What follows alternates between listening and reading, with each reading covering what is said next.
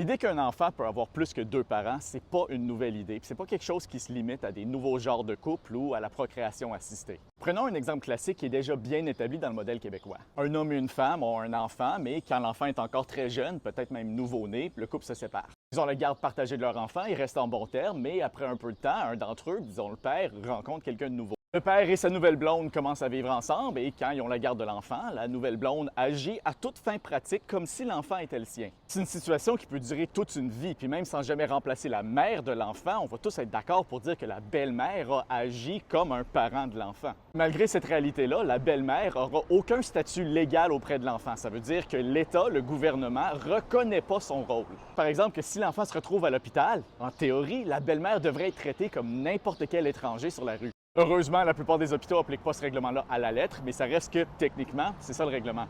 Des situations comme ça, il y en a déjà beaucoup d'exemples bien établis dans notre société. On peut penser à un oncle, une tante, un grand-parent ou même un voisin ou un ami. Reconnaître un rôle parental légal à ces personnes-là, quand ils le font déjà vraiment en pratique, ça ferait juste reconnaître ce qui est déjà établi dans la société. Puis là, évidemment que c'est pas juste une question de changer une loi puis un formulaire puis s'imaginer que tout va être beau. Ça soulève des questions complexes de garde partagée en cas de séparation, d'obligations alimentaires puis plein d'autres choses. Mais ça, c'est toutes des questions qu'on est capable d'aborder de façon sensée, raisonnable et intelligente si on a la volonté de le faire.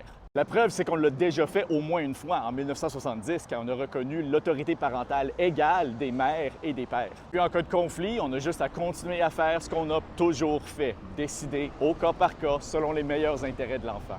Tout comme, peu importe la reconnaissance légale, la réalité pratique dans notre société, c'est que les modèles familiaux se décident aussi au cas par cas.